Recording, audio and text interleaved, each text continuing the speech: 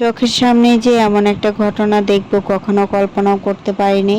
Hello everyone, আসসালামু আলাইকুম। আশা করছি সবাই ভালো আছেন। নতুন আরেকটি ব্লগ ভিডিও নিয়ে চলে এসেছি। তো আজকে হচ্ছে চোখের সামনে কি ঘটনা ঘটলো সেটা আপনাদের সাথে শেয়ার করব। তো এদিক দিয়ে হচ্ছে সকালবেলা ঘুম থেকে উঠেই আজকে সকালে মনটা এমনিতেই খারাপ, কেননা নেট ইন্টারনেট সব কিছুই বন্ধ, কোনো কাজই হচ্ছে না। এখন কি আর করার, ভিডিওগুলো এডিট করে রেখে দেওয়া ছাড়া কোনো উপায়ই নাই। যখন নেট পাবো তখন হচ্ছে গিয়ে এই ভিডিওগুলো আপলোড করব। যাই হোক, এদিক দিয়ে হচ্ছে সকালবেলা একটু চা খাইতেছি। চাটা খেলে মনে হয় যে সারাটা দিন একটু ফ্রেশ যায়। যাই হোক, তারপরে হচ্ছে আজকে দুপুরের জন্য রান্না বসিয়ে দিয়েছি। আলু ভর্তা হবে, ঢেঁড়স ভাজি, আর সাথে হচ্ছে পাতলা ডাল, মুসুরি পাতলা ডাল করব। সেখানে আমি হচ্ছে এখানে ডালের ভিতরে সব কিছু দিয়ে তারপর বসিয়ে দিয়েছি।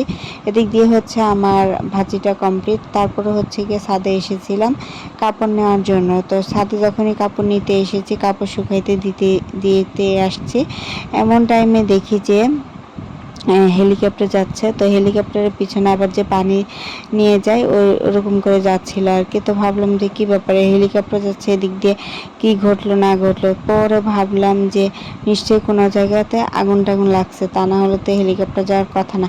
পরে তাকায় দেখি যে আমাদের ছাদে থেকে দেখা যাচ্ছিল সামনে হচ্ছে গিয়ে আগুনের ধোঁয়া উঠতেছিল। আর এটা ছিল হচ্ছে নিউ মার্কেট সায়েন্স ল্যাব যে আছে, তো সায়েন্স ল্যাবের এখানে আর কি আগুন ধরাই দিছে হয়তো বা। তো যাই হোক, এটাই আর কি দাঁড়া দাঁড়া দেখতেছিলাম। এদিক দিয়ে হচ্ছে আমাদের বাসার আরও যারা ছিল ভাড়াটিয়া, তো ওনারাও হচ্ছে গিয়ে ছাদের উপরে চলে এসেছে। ওনারা হয়তো বা এদিক দিয়ে হচ্ছে কয়েক মিনিট আগে গুলির শব্দ পাইছিলাম। তো গুলির শব্দ পাওয়ার পরে হচ্ছে চিন্তা করলাম যে হয়তো বা বাইরে কোনো কিছু হয়েছে। তারপর ছাদে যে কাপড় নিতে আসছি তখন আর কি এমন ঘটনা ঘটলো। আমি যে ছাদে ওঠার পর যেদিকে তাকাচ্ছি সেদিকেই শুধু আগুনের এরকম ধোঁয়া উঠতেছে। এক পাশে হচ্ছে মহাখালীর দিকে হয়তো বা, আরেকটা হচ্ছে সায়েন্স ল্যাব। আবার এই দেখেন পাশে যে অ্যাপার্টমেন্ট, এখানে হচ্ছে সবাই দাঁড়া দাঁড়া দেখতেছে বিল্ডিংয়ের উপরে উঠে উঠে। তারপরে আমরাও দেখতেছিলাম, যারা যারা খবর পাইছে তারা তো দেখতেই আছে।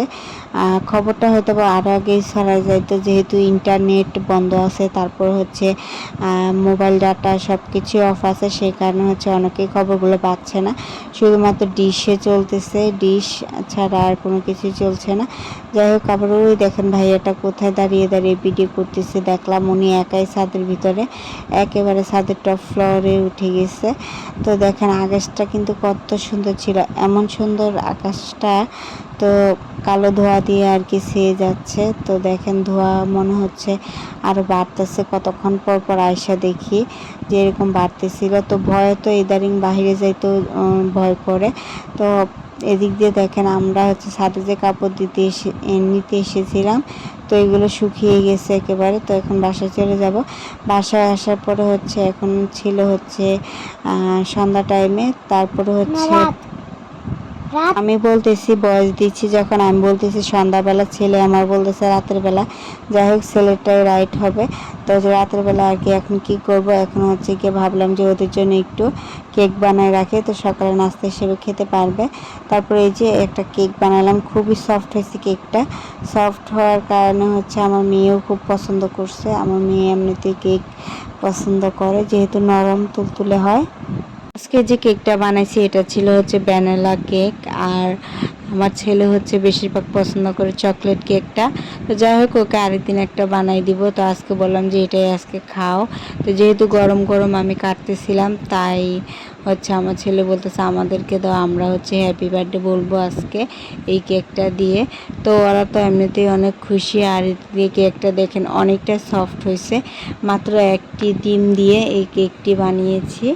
আসলে অনেক সফট হওয়ার কারণে কিন্তু খেতেও অনেক মজা হয়েছে। তো যাই হোক, আপনারা হচ্ছে কি বাসাতে এরকম করে নিজে আপনাদের বাচ্চাদেরকে কেক বানিয়ে দিতে পারেন।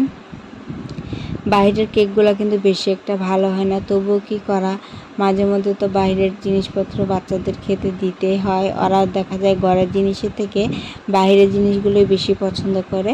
এদিক দিয়ে হচ্ছে আমি কেকগুলোকে কেটে নিয়েছি ছোট ছোট পিস করে। এই কেকগুলো যদি ওভেনে এখন দেওয়া যায় তাহলে কিন্তু সেটা ডাই কেক বানানো যাবে। তো আমি ওই সাইজ করেই কেটে নিয়েছি। যাই হোক, আজকে ভিডিওটি এই পর্যন্ত। ভালো লাগলে অবশ্যই লাইক কমেন্ট শেয়ার।